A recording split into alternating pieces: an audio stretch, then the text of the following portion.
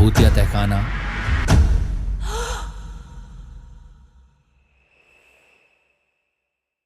कहानी का शीर्षक प्राचीन तहखाने का रहस्य से स्थान। उत्तर प्रदेश के एक छोटे से गांव में एक प्राचीन हवेली है जो अब खंडहर में बदल चुकी है। इस हवेली के नीचे एक गहरा तहखाना है जिसके बारे में गांव के लोग कहते हैं कि वहां भूतों का वास है। कहानी, गांव में एक नया परिवार आया था। यह परिवार शहर से था और गांव में शांति और सुकून की तलाश में आया था। परिवार में मीर शर्मा, उनकी पत्नी संगीता और उनके 2 बच्चे रिया और आयुष थे। हवेली की पुरानी स्थिति को देखते हुए उन्होंने इसे ठीक करने का सोचा और वहीं बसने का निर्णय लिया। हवेली की सफाई के दौरान आयुष को हवेली के नीचे एक गुप्त दरवाजा मिला। दरवाजे के पास एक पुराना ताला था, लेकिन समय के साथ वह कमजोर हो चुका था और आसानी से टूट गया। दरवाजा खोलते ही तहखाने का अंधकारमय रास्ता सामने आया।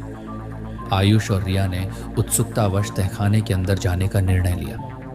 तहखाने में जाने के बाद उन्होंने देखा कि वहां की दीवारों पर अजीबोगरीब चित्र बने हुए थे और चारों ओर धूल जमी हुई थी।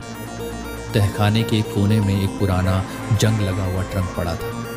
रिया ने ट्रंक खोलने की कोशिश की, लेकिन वह बहुत भारी था।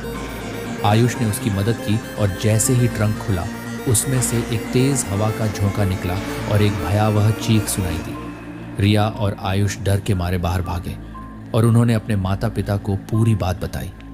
मीर शर्मा ने इसे बच्चों की कल्पना समझा और ध्यान नहीं दिया, लेकिन रात को संगीता को अजीब अजीब सपने आने लगे। उसे सपनों में एक सफेद साड़ी पहने औरत दिखाई देती जो कहती कि मुझे न्याय चाहिए।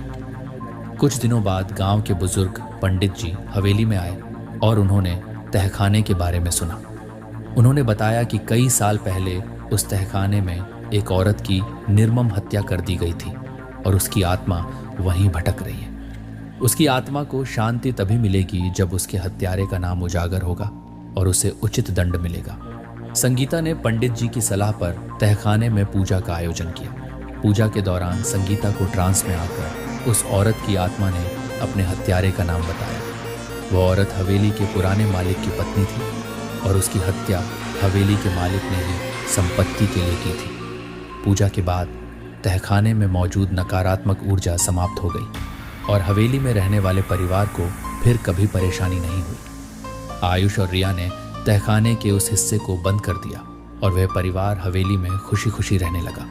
इस कहानी से गांव के लोगों को यह सीख मिली कि पुराने रहस्यों को समझदारी से सुलझाना चाहिए और आत्माओं की शांति के लिए उन्हें उचित सम्मान देना चाहिए।